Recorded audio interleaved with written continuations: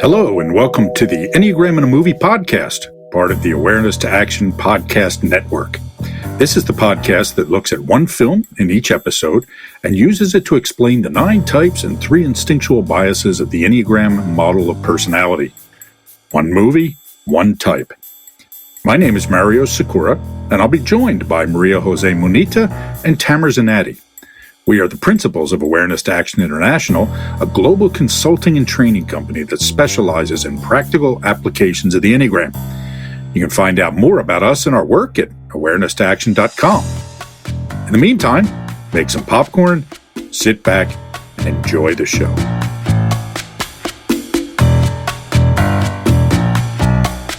Welcome back, everybody. Here we are again, continuing our conversation about the inner triangle of the Enneagram, the core qualities, and the saga of Rocky Balboa. I'm Mario Sakura, and I'm here, as always, with Maria Jose Munita. Hi, Mario. Hi, Tamer. And with Tamer Zanatti. Hello, Mario Jose. Hello, Mario.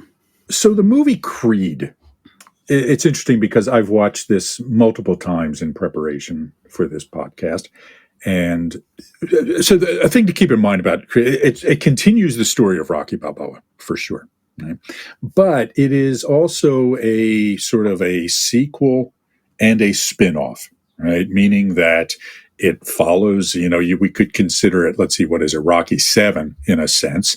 But it was also the start of a new series because there was a Creed 2 that came along after. Not as good a movie. It was okay, but not nearly in the league of Creed. The movie Creed was directed by Ryan Coogler. And this is a fascinating story to me. I was reading a little bit about this. So Ryan Coogler had made one movie prior to this, movie called Fruitvale Station. Fruitvale Station. I'm drawing a blank now. It's either Fruitville or Fruitvale. It's much more, lower budget movie for sure. It's an excellent movie, but not a big deal, right? And then he gets the opportunity to make this movie.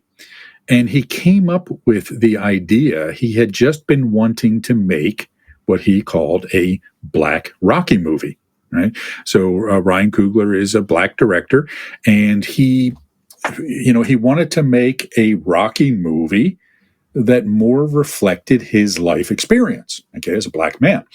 And as he started shopping this idea around, Sylvester Stallone agreed to participate, which was kind of a surprise. Now, so again, this is this guy's second movie, and his third movie is Black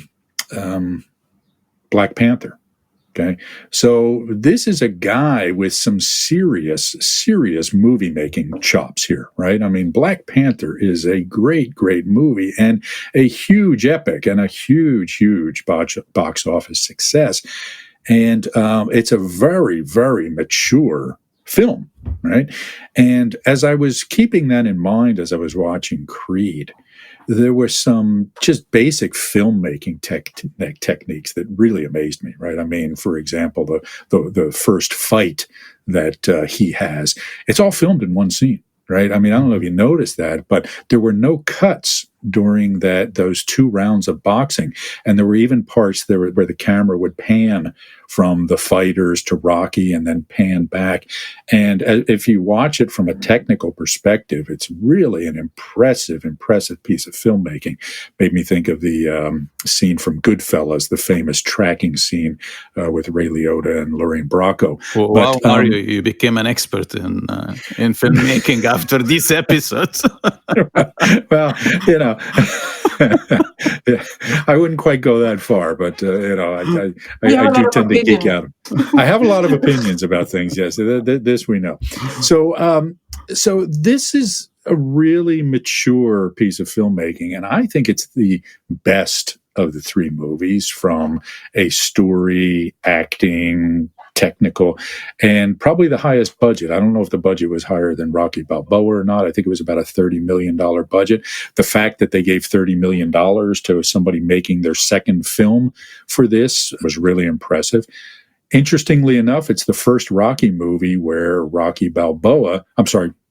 Sylvester Stallone is not the lead name in the credits, right? Mm-hmm. Michael B. Jordan, again, from Black Panther, right? He plays the bad guy in Black Panther. He plays Creed in this movie. Very, very gifted actor. He was in two of my all-time favorite TV series, season 1 of The Wire, where he played Wallace, and last few seasons of Friday Night Lights, a great, great, underrated television show. If you can go back and watch that, I highly recommend it. So, very, very gifted actor, Michael B. Jordan. So Creed tells the story of the illegitimate son of Apollo Creed, who was, of course, Rocky's opponent in the first movie. Now, because we skipped over many of the Rocky movies, we have to understand that Rocky and Apollo Creed fought twice. There was a secret third fight that makes, there's reference to in this third movie. That took place at the end of Rocky 3, which is the movie in which Rocky and Apollo Creed became friends. Okay. Mm-hmm. And then in Rocky 4, Apollo Creed is killed in the ring by Ivan Drago, the evil Soviet fighting machine. And Rocky blames himself for Apollo Creed's death because he doesn't throw in the towel to stop the fight when he should. Okay. So this is all the background to Creed, the movie. And we learn that Apollo Creed has this illegitimate son by a woman who is not his wife, who is ending up being raised in juvenile homes and foster care and all of these things until Apollo Creed's widow tracks him down as a boy and takes him to live with her and to be raised. So he goes from poverty and youth homes to a life of real luxury. Okay, the scene where they pull up to the mansion, where they live, he's got a pretty good life. So he has this good life. He's a child of, wealth in a sense, but he has this kind of chip on his shoulder. And when Creed's widow, I'm drawing a blank on her name, but played by Felicia Rashad, when she finds him, he had just been in another fight with another boy at the youth home. So Creed, he's going now by Donnie Johnson. Johnson was his mother's name. He doesn't use the name Creed because he's trying to become his own person. And even though he has a very good job, he just gets a promotion at a financial services company, he wants to be a boxer. Okay, he had been doing these sort of low rent fights in Tijuana instead of, some of the, more standard fights. But he decides he wants to quit his job and become a real fighter and establish his own worth and identity through his ability to box. So he makes this decision. He's going to leave Los Angeles, where he was raised. First, he tries to get the son of his father's trainer, Little Duke. I mean, we get that there's a Lil in all these movies, it seems, we had Lil Marie in Rocky Balboa, and now we have Little Duke, who's the trainer, played by Wood Harris. He refuses to train Creed because he just thinks he thinks that he's a spoiled rich kid. And the best boxers are people who need to box and are willing to risk their life because they don't have anything else to do. Okay, they have no other way out of their circumstances. So he tells them, I'm not going to do it. He decides, I'm going to go find Rocky. I'm going to go to Philadelphia and have Rocky train me. So he goes to Philadelphia, and Rocky is pretty much where we left him at the end of Rocky Balboa. He is running Adrian's restaurant.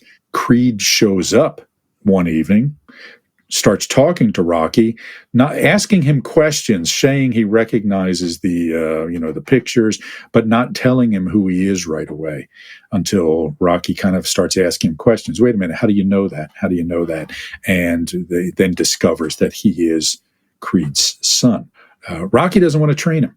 Right, Rocky is kind of trying to put all that behind himself, and but Creed makes the compelling case, ultimately gets him to agree to be his trainer. Any thoughts about Rocky's reaction or the exchange between Creed and Rocky in that section? When he's refusing to train him? Yeah, when they're talking in the restaurant, Yeah. particularly. Yeah.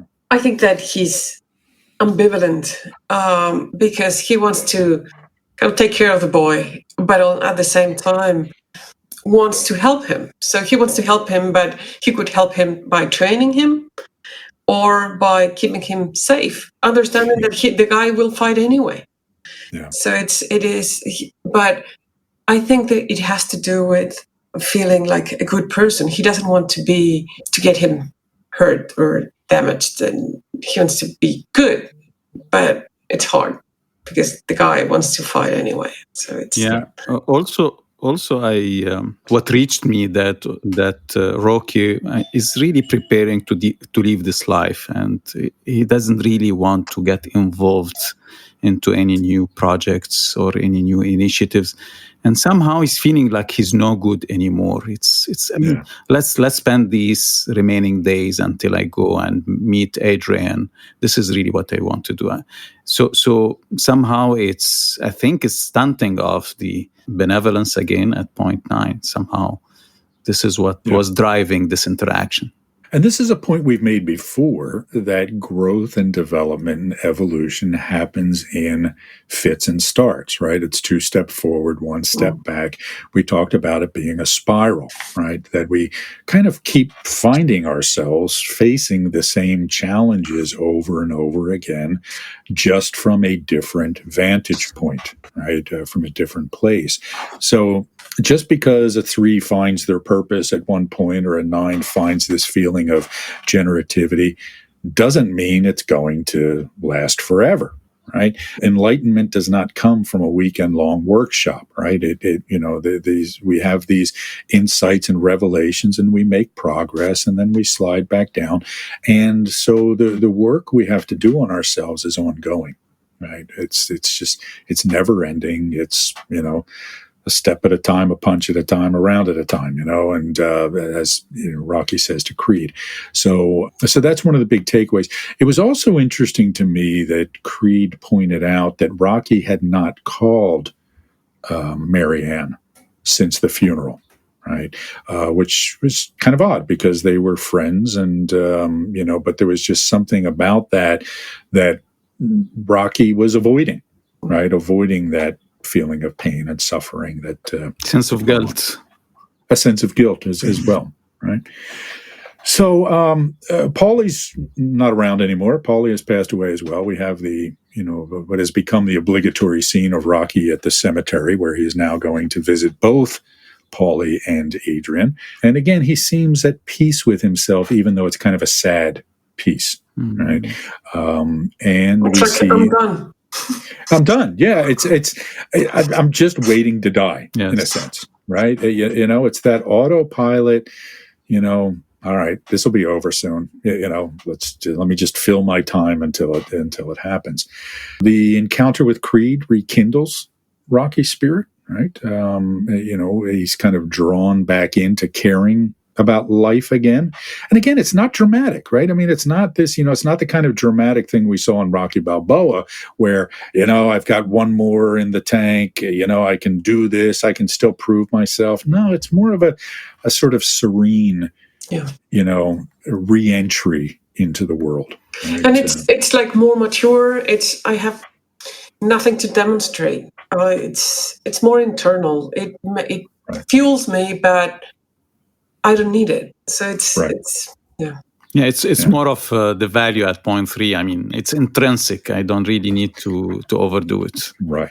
Yeah. Right. Yeah, that's an excellent point, Tamer. So Rocky has sort of gained some of that sense of intrinsic value, right? I don't have anything left to prove. And there's even a point later in the movie where he says to Creed, he said, look, I've proven myself, I had my career, I had my thing, now you have to do it. It's up to you. And then this is obvious, Mario, in the way that people is treating him everywhere. I mean, whenever he gets into people really wants to take photos with him and so on. Although he's like at the end of his life, but it shows the intrinsic value.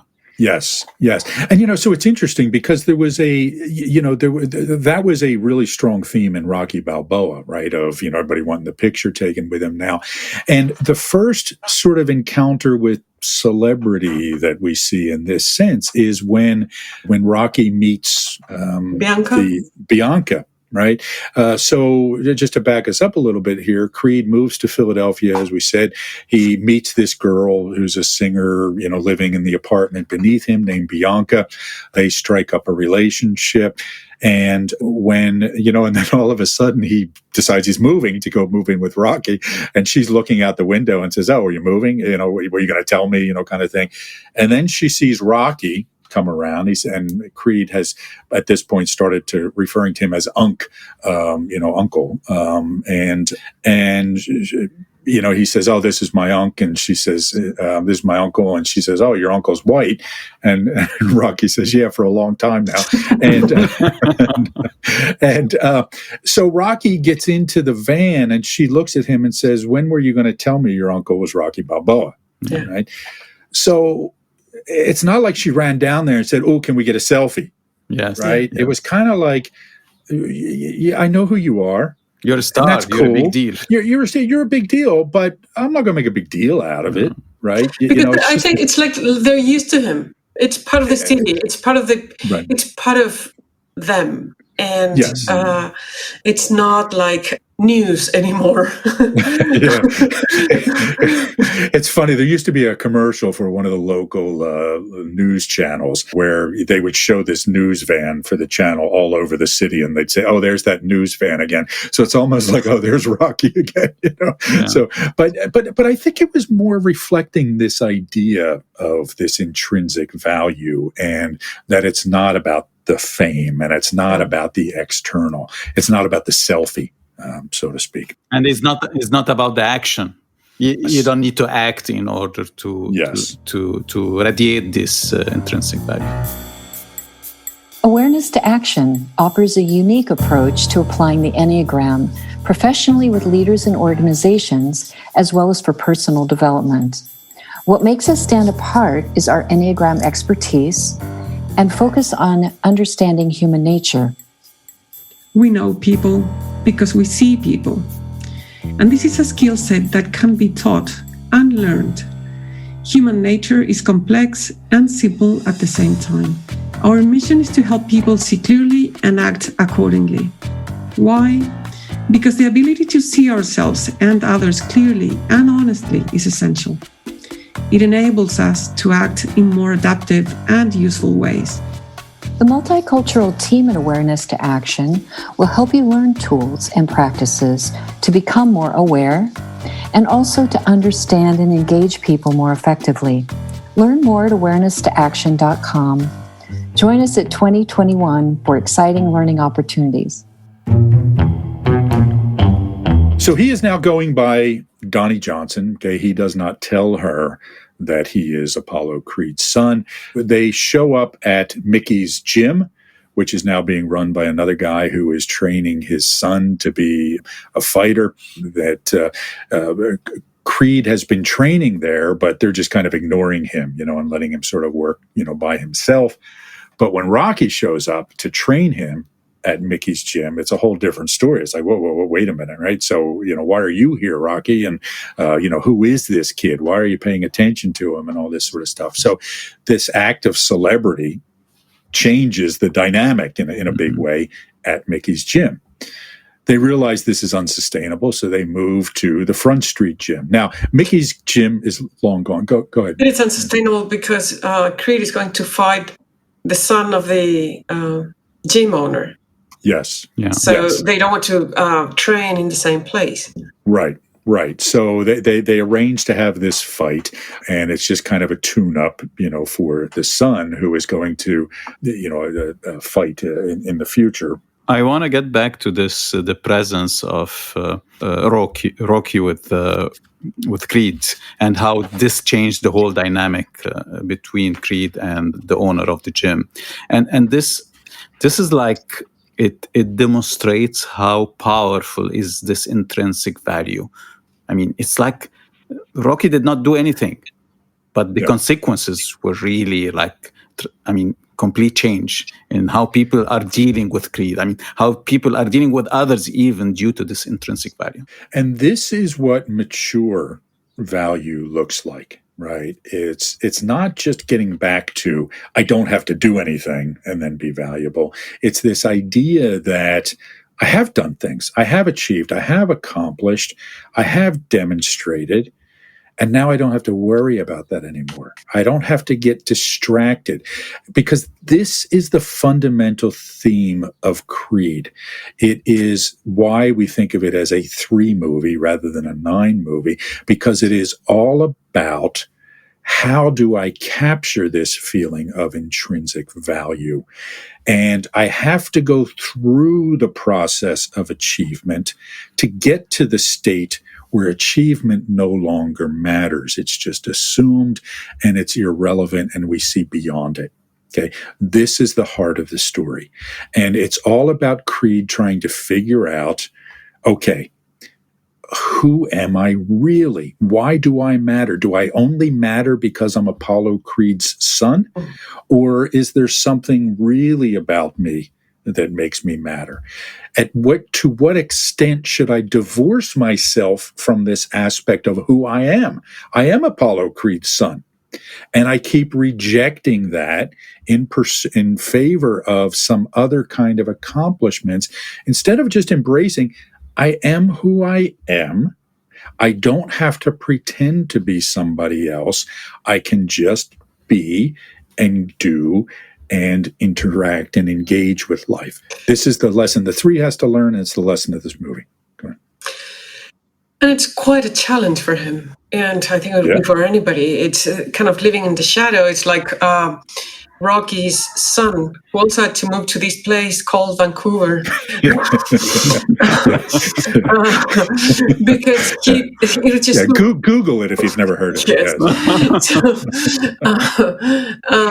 So because it was just too hard for him to live in Rocky's shadow, under his shadow. And so I guess it's a fair concern. It's a fair problem to have. And it's the movie, it's about that. It's how do I, as you were saying, accept all of who I am, not hiding a part of me, just to prove that I'm valuable. Yeah, and I think Maria Z, you're touching on a very important point, that when a person is trying to hide part of who he is, it's like feeling, and this is the stunting value, that feeling that parts of this value is not related to him. It's another person's value. And I really to divorce from it in order to grow my own value. But the more it's matured, the more you understand what is part of you and what is not really part of you. And you embrace it and use it to grow your value rather than divorce from it. As I was watching this movie again, I was thinking about how 3s are portrayed in most of the Enneagram literature, of being superficial and false and deceptive and shallow or whatever it is, and how frustrated I get with that depiction of 3s. I think it's one of the Enneagram types that is most unfairly depicted in the literature. And having worked with countless 3s in my work as an executive coach, the vast majority of them are just as deep and thoughtful and caring as anybody else, right? I remember one Enneagram teacher telling me one time that she didn't believe 3s have souls, which I thought was just absurd. And they have just as much soul as anybody else, but they exemplify this experience we all have of not being comfortable with our sense of who we are, and thus feeling like we have to manufacture something. The thing that keeps coming up in this movie is Adonis's fear of being a, quote, fake creed, unquote, right? It's something that comes up over and over. Yeah, so there's this thing about not wanting to have people value him because of who he is, but then not wanting people to have an expectation of him because of who he is. Yes. So it's this tension. It's Yes. like, I don't want people to overvalue me but the overvalue also implies that they will have this expectation that I will be at a certain level and I might not be. So that's scary. So it's safer to just hide that part of me and prove myself without letting people know. Yeah. Understanding that these days it's just really hard to hide anything. Yeah, right.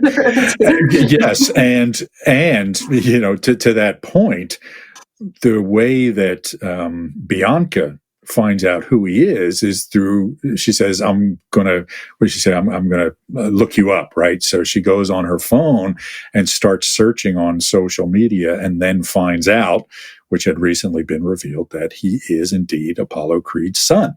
Okay, which doesn't make her happy, right? Because, why would you not tell me something that important, right? And so it's this idea of hiding these things about ourselves, which again is represented by point 3 on the Enneagram, hiding this who we really think we are in exchange for this image of how we want to be taken. Now, of course, because we haven't integrated who we are and who we want to be, we all wrestle with this tension that you were just talking about, Maria Jose. I'm kind of damned if I do and damned if I don't, right? If I stay true to who I am, then, or be true to who I think I am, I might be found to be insufficient, but I don't, want to take the risk of being something else either. Yeah, and to be fair, the people around them do place value in where they come from. So they look at him differently when they know that he's Apollo Creed's son compared to how they looked at him before. So it's not just in their minds that it makes a difference. People around them treat them differently. They see them differently depending on the information they have about them. This is a really important point that I want to come back to at the conclusion of our podcast today, on this tension between, because there is this theme through these movies of you are where you come from, right? You are your place. We've talked about how Philadelphia and Rocky are interwoven. Throughout this movie, they refer to him as Hollywood, right? Until they find out he's Creed. And even this idea of being Creed, it's the origin, right? I mean, he literally, his roots are in Apollo Creed. So we are what we come from. We are what, our history is, but we don't have to be just that. Yes. Is the message of this movie, right? So how do we acknowledge that, work with that, and stretch beyond that? This, again, is the message of the Enneagram, right? You cannot get freedom from your Enneagram type until you understand your Enneagram type. You have to understand where you're from, in a sense, okay? And then you will never get away from it, okay? And you really shouldn't try to get away from it. What you should try to get away from is the limitations it places on you. Yeah, and it makes me think of the conversation of Rocky in Rocky Balboa with his son, where he says, okay, stop blaming kind of who your father is, and just go and live your life. It's not a justification for your failures, or it's just who you are. Just live with it and grow up, Yeah. Yeah, and even in leaders, sometimes when a leader keeps on blaming the previous leadership for whatever challenges they are facing, it's like this is who the organization is. So accept that and move forward and really build on that and overcome challenging. You cannot keep on saying that this is because of what happens before I come here for years and years and years. Are you interested in learning more about our approach to the Enneagram? Go to awareness-to-action.com and check out our certification program. We offer a clear, concise, business-friendly, and science-minded approach while maintaining the depth of traditional approaches to the system. At Awareness to Action International, we're the leading innovators in the theory and pragmatic applications of this system to all aspects of the work environment, including leadership and personal development, team building, diversity in culture, and managing change. However, this approach is not just for the business world. A lot of people who attend our trainings do so for their own self-development or spiritual growth. Our certification program is one of only a handful of curricula accredited as a school by the International Enneagram Association. It is currently being conducted virtually and combines live sessions with asynchronous learning. Again, find out more at awareness-to-action.com. So he reveals to Bianca who he is, or he talks to Bianca about who he is. She revealed it, right? And then it's funny because they have this argument on the street and then make up about it. And at the end of it, she says, "You do kind of look like him," right? And he like says, she's teasing him. She's teasing him. Yes, yeah. Well, you do kind of look like Apollo Creed. And he picks her up and says, "Oh, I hate when people say that." And, so again, but you can tell he's comfortable now, right? They've kind of worked through this. So, again, once it is revealed to the world that he is Apollo Creed's son, he gets tapped. He becomes interesting to people. And that's kind of what it's unfair, because it's like he's the same person, the same fighter, Yes. But now people want to fight him because he's interesting. They will sell more tickets to the fight. And that's how it works. So he gets chosen to be in a fight. The fighter, Ricky Conlon, is the light heavyweight champion of the world and is about to go to prison. So he's trying to get one more fight to make lots of money so that his family will be supported while he's in prison for 7 years. Boxing has kind of a mixed a mixed bag of personalities in it, as we know. So they see this as a payday. Right. I mean, the guy's really only had one fight, other than the 15 fights in Tijuana. And so he's really not qualified to get into the ring with Ricky Conlon. And everybody knows it. Okay. He knows it in the same way that Rocky knew it when he was going to fight Creed's father, but he's going to do it anyway because it's an opportunity to test himself, and it's part of the script. So of the movie, right? It's part of the timeless Rocky storyline. I would say this part is also related to the accelerator of the evidence. It's like, yes, this is a tough challenge, but I mean, we need to understand that there's a gap between the capabilities and the challenge, and we already have lots of experienced people and lots of will that can take us there. So, I mean, I feel somehow this was not clearly said, and or maybe I'm overdoing it, but it's allowed, Tamer. Don't We've worry. all done so many things. But we're talking about these movies. So go ahead. But I feel that this is what was in the mind of Creed and Rocky at that time. That yes, it is really a tough challenge, but we can work. I mean, we can prepare ourselves to overcome the challenge. We also find out about this point that Rocky has cancer. Okay, they're training in the ring, and I don't know if you guys noticed this, but Creed was actually wearing a Rocky T-shirt at the time that on the back says, "I've got to fight because I can't sing or dance." While he's sparring with Rocky, Rocky gets sick. They take him to the hospital. They find out that he has cancer. Rocky, when it's revealed to him, he wants to keep it a secret, and he wants to refuse chemotherapy and treatment. And there's this, what I found was a really touching scene where Rocky's having this revelation, or this, again, it's not so much a revelation, but this is how Adrian died. Adrian tried chemotherapy. She died, and he just wants to give up. And again, it's not, you don't get this feeling of I want to give up because life's too difficult. Mm-hmm. It's just that, okay, I'm done. I'm done, and I don't want to go through this, and I don't want to expose people to the pain, and et cetera, right? And also a continuation for the theme that I mean, spending time here. So if it's coming soon, that's okay. That's okay. Exactly right. It's that resignation related to point 9 again, but just in a different from a different perspective. So Creed finds out about this. He's none too happy. They have this big fight where, Rocky says some hurtful things to him, you're not my family, all that sort of thing. So then Creed goes off. He goes to a big concert performance that Bianca is going to have, gets into a fight with the headliner because the headliner of the show wanted to get a selfie done with him. And then as he's walking away, he refers to him as Baby Creed, right? Which sets Creed off. He punches him, punches some of the security guys, ends up in jail. Rocky comes to get him out of jail, and they have this big fight. You're not my friend. You're not my family. Go away, you sick old man, sort of things. Okay, so you're seeing this pain, this misbehavior that comes out when we're in pain.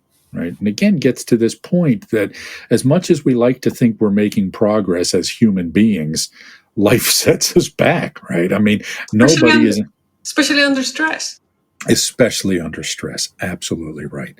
And the goal in our work on ourselves is not to never fall into these patterns, but to get out of them more quickly than we used to. And this part shows, Mario, what you said before about the 2 steps forward and 1 step backward, the spiral dynamic. I mean, the spiral that you go into. Yes, I'm progressing, but I will get some setback, but I keep on progressing again. And this is so important for all of us to understand. And it's such an important message that we try to get through to our clients, that you're not just going to be okay overnight, right? This is an ongoing process, and there are setbacks in life, and you just need to keep moving forward, get back to doing the work.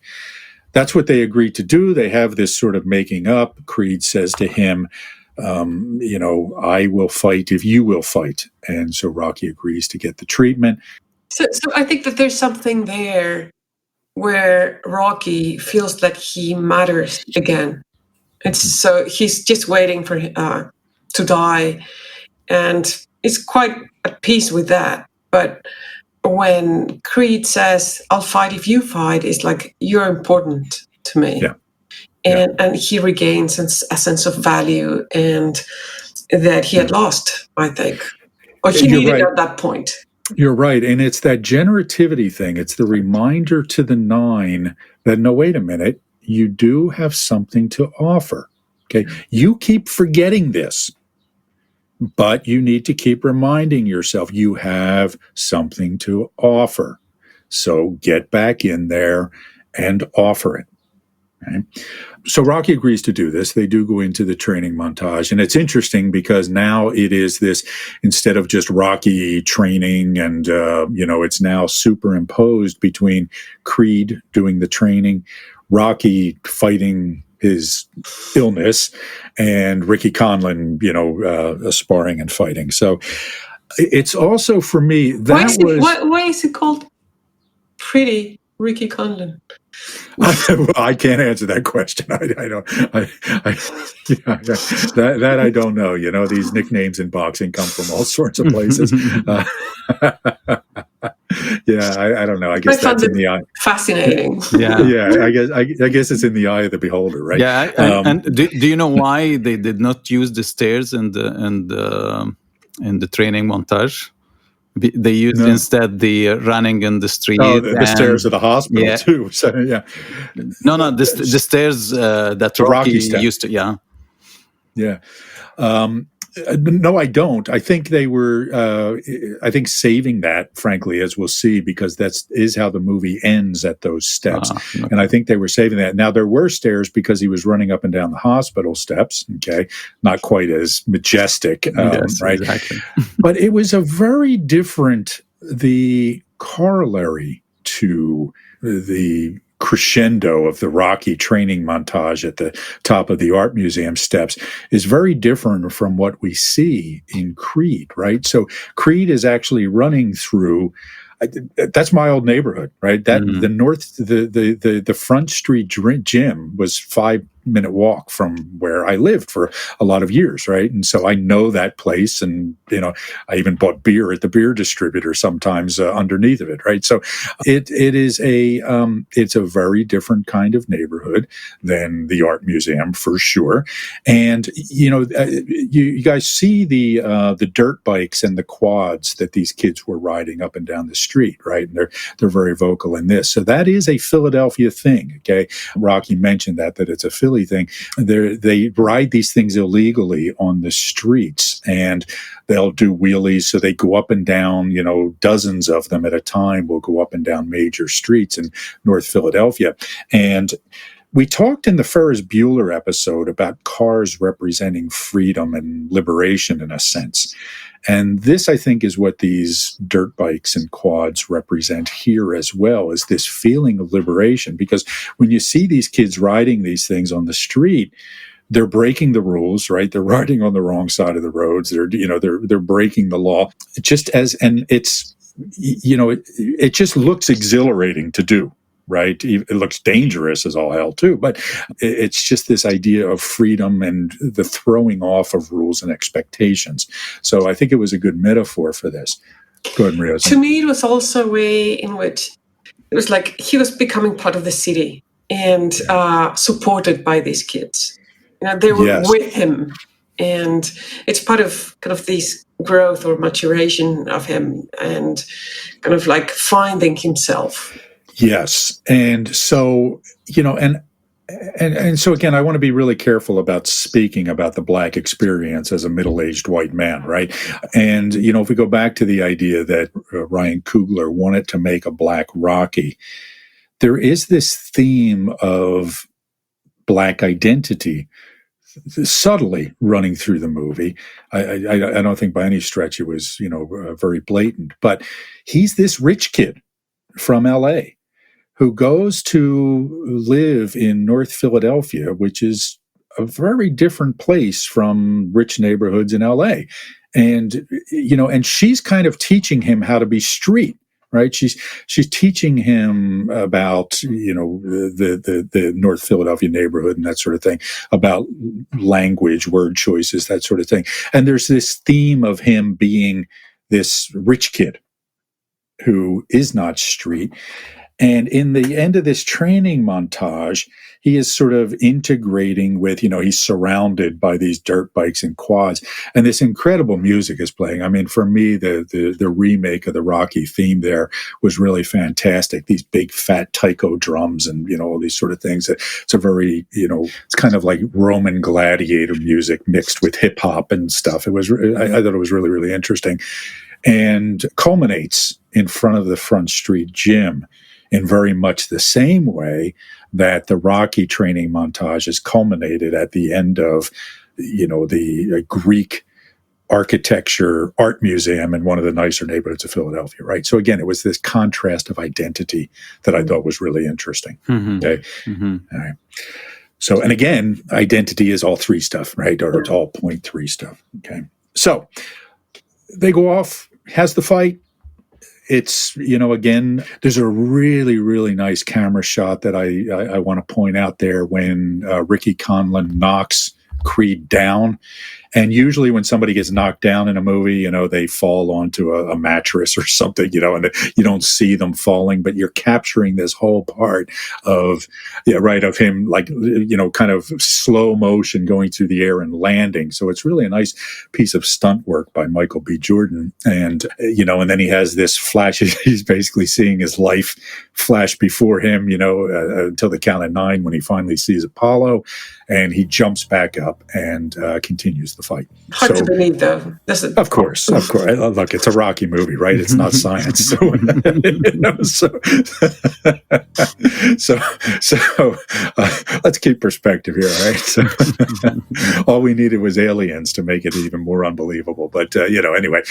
So again, he loses the fight, but that doesn't matter because he achieved what he wanted to achieve, and it was this sense of proving himself to himself so he could get beyond the point where he needs to prove himself anymore. Are you interested in learning more about our approach to the Enneagram? Go to awareness-to-action.com and check out our certification program. We offer a clear, concise, business-friendly, and science-minded approach while maintaining the depth of traditional approaches to the system. At Awareness to Action International, we're the leading innovators in the theory and pragmatic applications of this system to all aspects of the work environment, including leadership and personal development, team building, diversity and culture, and managing change. However, this approach is not just for the business world. A lot of people who attend our trainings do so for their own self-development or spiritual growth. Our certification program is one of only a handful of curricula accredited as a school by the International Enneagram Association. It is currently being conducted virtually and combines live sessions with asynchronous learning. Again, find out more at awareness-to-action.com. I think that there was something we have not mentioned, and it's when Marianne sends him the kind of the shorts with both names. It says yes. Johnson and Creed. I think it's a really nice touch, kind of showing how you can integrate both things. You don't have to be one or the other, but you can be both. Yes, a great point, that it's all about embracing the all of me. Yeah. Okay. Which is so important for any work on ourselves. This idea of realizing that we don't have to be this or that. We can be this and that. Right? And that's what full human beings do. Okay. Before we wrap up, final thoughts on Creed. I'm still amazed at how movies about guys fighting can be so touching. It's because it's not just about the fight or the blood, or it's about the humanness of the characters and how deep they are, or the journeys they go through, and how human that is. And I enjoyed them. On that point, boxing does not have a good reputation as a humanist endeavor. And it's hard to, from an intellectual perspective, rationalize the sport of boxing. But as a big fan of boxing and other similar activities, it captures something about the human spirit that is difficult to capture in any other way. It's this walking into the face of fear and triumphing, even if that triumph is only facing that fear. Right? There's the line, it might have been from Tolstoy or Dostoevsky, about, nothing focuses the mind so much as the thought of being executed in the morning. Well, stepping into the ring with somebody who is intent on punching you in the face repeatedly is a daunting experience. And it calls you to come into contact with who you really are. Okay. And this is why, a lot of boxers end up, being, brain damaged. But some of them walk away much wiser. Right? We saw this in the story of Muhammad Ali, that integration of, both the unfortunate physical damage he took, but also the wisdom and experience he gained through boxing and his endeavors. I don't want to over-glamorize this, but there's something about going into facing our challenges that helps us become better. And one of the things you always see, or frequently see, at the end of a boxing match is the two people who have been trying to kill each other and have hated each other for the last 6 months embracing, because they both know they've been through something that few people go through. And they kind of respect each other. Absolutely right. Yeah. Absolutely right. So there was one more thing that this has been so long. I mean, these episodes that I don't remember if we mentioned it, and I think we did, but this is not about proving anything to other people. It's about proving it to yourself. And with Creed, there's this thing, I think that Rocky says, that it's him that he has to see in front of him, not the other fighter, but he's fighting with himself, against himself. And I think that reflects that in the movie. Yes. Yeah. That's the whole part about the mirror boxing, right? Of this is the guy. This is the guy that you're fighting. It's not him. It's this guy. And it's you. Tamer? Yeah. I mean, I like what you said about boxing, and I was contemplating while you're saying it, that boxing represents somehow life. I mean, it's like no boxing champion have ever started as a champion. I mean, the boxing champion started as a very normal person that has no capabilities to win a championship. But through hard work, through challenges, through failures, and then going over it, through learning, through, growing, the boxing champion can become a champion. So it really like summarizes life, or like making us, giving us a model of life. This is what we can do even to achieve objectives that looks impossible. Yes, well said. And again, it's this idea of facing fears, facing hardship, and overcoming them. So it's a good analogy. Look, I don't want my sons boxing, right? I mean, so I'm not I'm not really an advocate. If you don't have to box and are not drawn to it, I don't recommend it as an activity. I've done a little bit of boxing, and it's no fun getting punched in the face, right? I mean, it gets old really fast. So I get that, but it is a good metaphor for how life teaches us about ourselves. Okay. So to wrap this up, for me, what the Rocky movies represent is this idea that growth and understanding and development are not going back and refinding something. They're about going forward and becoming something.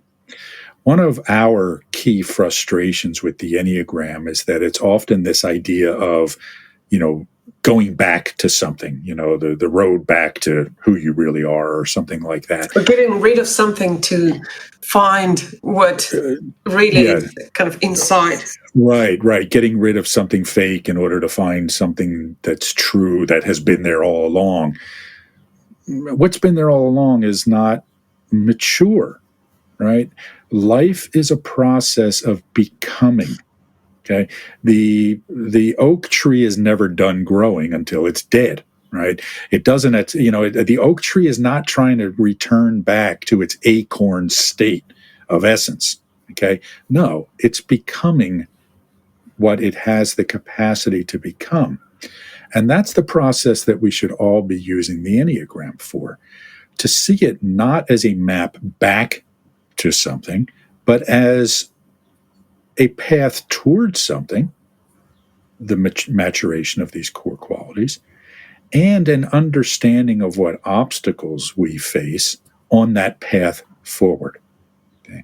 So I think we all need to remember that the Enneagram it sets out for us the possibility of what we could be, that the human experience at its best is about finding this path forward and realizing that after we've understood who we are, after we've understood the obstacles, after we've understood the challenges, that we're much more richer, we're much more complete. And we also find that all this stuff that we used to think mattered doesn't really matter. So again, it's this idea of, we find this idea of it doesn't matter anymore, but in a very different way than this feeling of we don't matter.